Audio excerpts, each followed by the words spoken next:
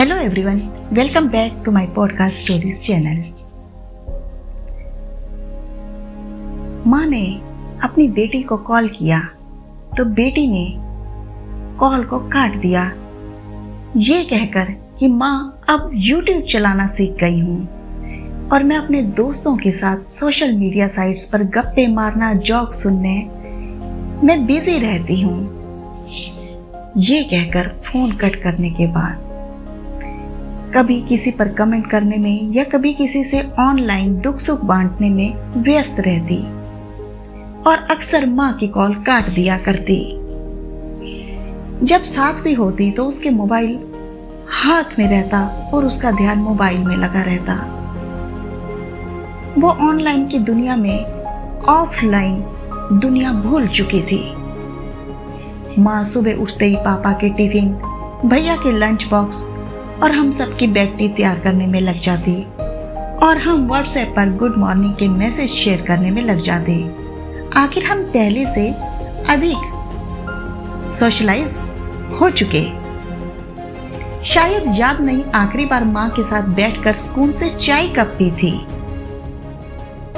इस ऑनलाइन की दुनिया में इतने खो गए कि ऑफलाइन रिश्ते बेगाने हो गए। ऑनलाइन दुनिया की भागदौड़ में इतना बिजी हो गए कि मम्मी पापा को वक्त ही नहीं दे पाए। ऐसा नहीं है कि उनसे प्यार नहीं करते, पर हाँ, अब हमारे पास उनके लिए वक्त नहीं है। पर thanks to happy mother's day और हैप्पी फादर्स डे, जिनकी वजह से हम उन्हें एक दिन के लिए ही सही खुश कर देते हैं, उनके साथ कुछ पल बिता लेते हैं। लेकिन ये पल इसलिए नहीं बिताते कि हमारे पास सोशल मीडिया से फ्री टाइम मिल गया। वो इसलिए कि उस दिन पोस्ट या अपडेट करने के लिए माँ पापा के साथ एक अच्छी सी सेल्फी लेने का मौका मिलता। अच्छी सी से मतलब जिससे हम शो कर सकें कि हम अपने पेरेंट्स से कितना प्यार करते हैं और उनके प्यार को हम सोशलाइज कर देते हैं। सॉरी माँ, हमने तुम्हें अकेला कर दिया। पापा काम पर से वापस आते थे तो साथ बैठकर हमारे साथ चाय पीते थे, पर हमने अब उनकी उस चाय को भी अकेला कर दिया। हैरान थे उस दिन जब पापा को मोबाइल में गेम खेलते देखा और माँ को YouTube पर भजन सुनते देखा।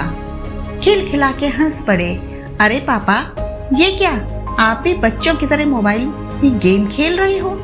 माँ, आपने ये YouTube चलाना कहाँ से सीखा? पापा तो खोए हुए थे, पर मम्मी ने जवाब दिया, बेटा, वैसे सच में ये कमाल का है।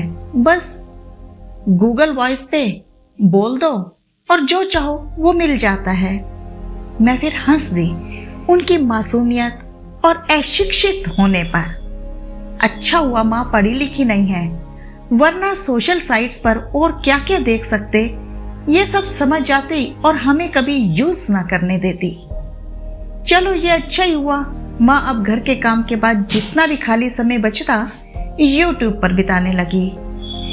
हाँ, क्योंकि माँ अब YouTube चलाना सीख गई थी। अब वो खुद भी बिजी रहेगी और हमें भी मोबाइल में घुसे रहने की वजह से डांटेगी नहीं। हम नहीं, मम्मी तो अब तक भी उनकी चाय की साथी पर अब YouTube ने उनको और अकेला कर दिया। ओहो, अब ये क्या, माँ तो अब YouTube से भी बोर हो गई। उनकी डांट अब फिर पहले की तरह शुरू हो गई। अभी कुछ दिन पहले की बात कि माँ अकेली बैठक में परिवार की चिंता में घुट रही थी। शायद उनको कुछ देर हमारे साथ की जरूरत थी। उन्होंने आवाज भी दी मुझे, पर मैं तो अपनी ऑनलाइन फ्रेंड के ब्रेकअप का दुख बांटने में बिजी थी। उसे अकेला छोड़कर माँ का दुख साझा करने का मन ही नहीं हुआ और इग्नोर कर दिया। माँ ने अब अधिकार के तौर पर भाभी को आवाज लगा दी, अगर बच्चा जाग रहा है तो उसे मेरे पास लेकर आ जाओ। ना भाभी आई ना उनका कोई जवाब आया, क्योंकि भाभी भी व्यस्त थी वीडियो कॉलिंग में। माँ फिर से यूट्यूब में बिजी हो गई। आज एक ऑनलाइन फ्रेंड से झगड़ा हुआ तो मन उदास हुआ। अब कहीं मन नहीं लग रहा था और ना किसी से बात करना, पोस्ट अपडेट करने की कोई इच्छा ही नहीं हो रही थी। थोड़ी देर रो धो लेने के बाद रूम से बाहर बैठक में आई। मन उदास था और दिल कह रहा था कि माँ के गले लगकर रो लिया जाए, पर कुछ ना कह सकी। बस उनके कंधे पर सिर रख के बैठ गई उनके पास। माँ यूट्यूब चला रही हो?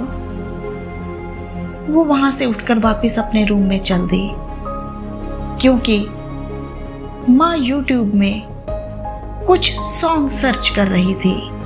तब ख्याल आया कि उस दिन जब माँ को जरूरत थी मेरी, तो मैंने उन्हें इग्नोर किया था। तब उनको कितना दुख हुआ होगा।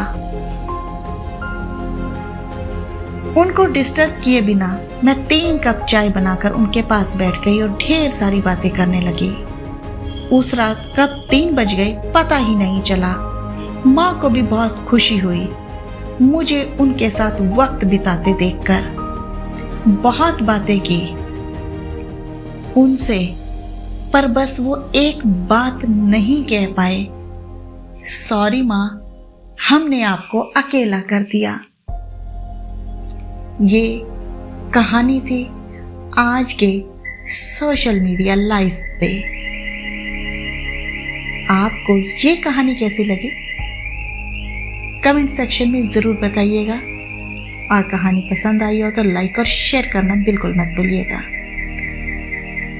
बेल आइकन ज़रूर प्रेस कीजिए ताकि आपको कमिंग पॉडकास्ट की नोटिफिकेशन मिलती रहे। तब तक के लिए गुड बाय।